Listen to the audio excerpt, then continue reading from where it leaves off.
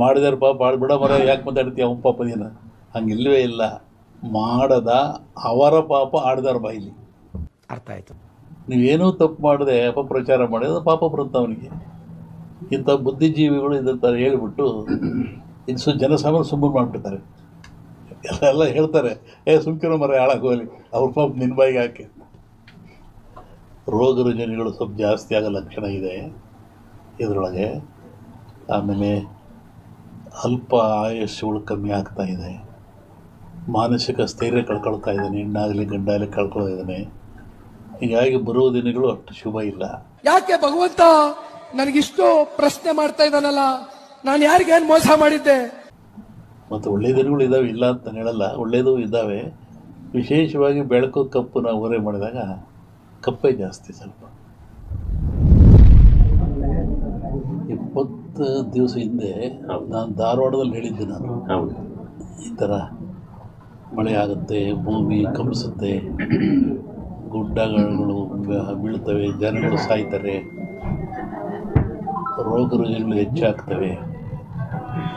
ಇದು ಇಂಡಿಯಾಕ್ಕಲ್ಲ, ಜಾಗತಿಕ ಮಟ್ಟದಲ್ಲಿ ಕೆಲವು ರಾಜ್ಯಗಳು ಮುಳುಗ್ತವೆ ಅಂತ ಹೇಳಿದ್ದಾನು. ಈಗ ಅದರ ಪ್ರಕಾರವಾಗಿ ನನ್ನ ಲೆಕ್ಕ ಇನ್ನೂ ಅಮಾವಾಸ್ಯೆವರೆಗೆ ಇರ್ತದೆ. ಅಮಾವಾಸ್ಯೆ ನಂತರ ಮತ್ತು ಬೇರೆ ಭಾಗದಲ್ಲಿ ಹೋಗ್ತದೆ ಅದು. ಒಟ್ಟಿಗೆ ಇದು ಕ್ರೋಧಿನಾಮ ಸಂವತ್ಸರ. ಕ್ರೋಧನ ಸಿಟ್ಟು ಅಂತ ನಮ್ಮ ಹಿಂದೂಗಳ ಪ್ರಕಾರವಾಗಿ. ಇದರಾಗ ಒಳ್ಳೆಯದು ಕೆಟ್ಟದಿದೆ. ಒಳ್ಳೆಯದಕ್ಕಿಂತ ಕೆಟ್ಟದೇ ಜಾಸ್ತಿ ಪ್ರಾಕೃತಿಕವಾಗಿ. ಹಾಗಾಗಿ ಪ್ರಾಕೃತಿಕ ದೋಷ ಇದು ಮುಂದುವರಿಯುತ್ತೆ. ನನ್ನ ಲೆಕ್ಕದಲ್ಲಿ ಅಮಾವಾಸ್ಯೆವರೆಗೂ ಒಂದು ಭಾಗದಲ್ಲಿ ಕಮ್ಮಿ ಆಗ್ತದೆ, ಅಮಾವಾಸ್ಯೆಗಳು ಮತ್ತೊಂದು ಭಾಗದಲ್ಲಿ ಜಾಸ್ತಿ ಆಗ್ತದೆ. ಕೆಟ್ಟಗಳಿಗೆ ಇದು ನನಗೆ ಕೆಟ್ಟಿಲ್ಲ. ಒಂದು ನಿಮಿಷ ಅದು ಸತ್ರ ಒಂಥರ ಟೆನ್ಷನ್ನೇ. ಕೆಟ್ಟಗೆ ಇದೆ, ಎಲ್ಲ ಡ್ಯಾಮ್ಗಳು ತುಂಬ್ತವೆ ಅಂತ ಹೇಳಿದ್ದೆ ನಾನು.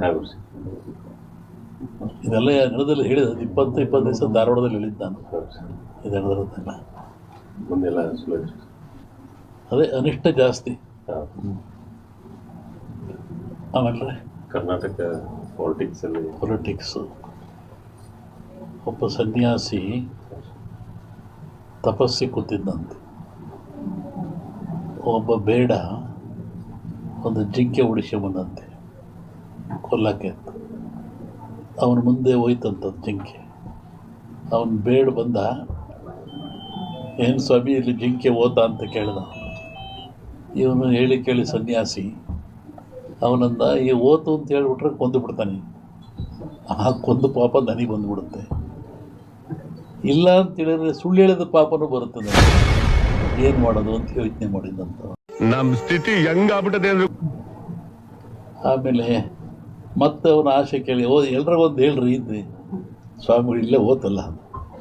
ಅದಕ್ಕೆ ಅವ್ನು ಸನ್ಯಾಸಿ ಹೇಳಿದಂತೆ, ಯಾವುದು ನೋಡ್ತು ಅದಕ್ಕೆ ಮಾತಾಡೋಕ್ಕೆ ಬರಲ್ಲ, ಯಾವುದು ಮಾತಾಡ್ತು ಅದು ನೋಡಲ್ಲ. ಏನು ಮಾಡಪ್ಪ ನಾನು, ಕಣ್ಣು ನೋಡ್ತು, ನಿನಗೆ ಕಣ್ಣೇ ಹೇಳಬೇಕು ಓತು ಅಂತ, ಅದು ಮಾತಾಡಲ್ಲ.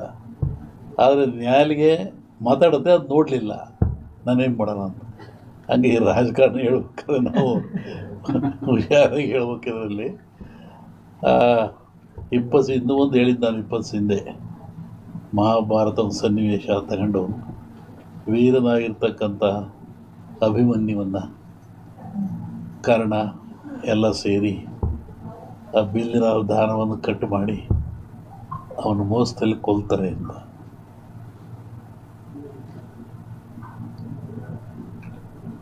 ಆಮೇಲೆ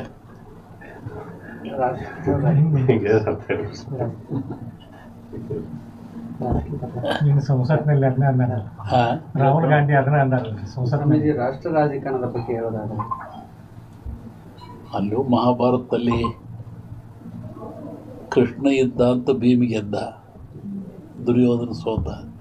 ಇಲ್ಲಿ ಕೃಷ್ಣ ಇಲ್ಲ, ದುರ್ಯೋಧನ ಗೆಲ್ತಾನೆ, ಭೀಮ ಸೋಲ್ತಾನೆ. ಇದನ್ನು ಅವತ್ತು ಹೇಳಿದ್ದೆ ಅವನಲ್ಲಿ. ಕರ್ನಾಟಕ ರಾಜ್ಯದ ಮುಖ್ಯಮಂತ್ರಿಗಳ ಬದಲಾವಣೆ ಆಗುತ್ತೆ, ಅದು ಸಮಸ್ಯೆ ಬದಲಾವಣೆ ಆಗುತ್ತೆ. ಈಗ ಹೇಳಿದ್ನಲ್ಲಿ ಅಭಿಮನ್ಯುವನ್ನ ಮೋಸದಲ್ಲಿ ಕತ್ತರಿಸ್ತಾರೆ ಅಂತ. ಸಿಎಂ ಬದಲಾವಣೆ ಸದ್ಯಕ್ಕೆ ತೊಂದರೆ ಕಾಣ್ತಾ ಇಲ್ಲ. ಮುಂದೆ ತೊಂದರೆ ಇದೆ.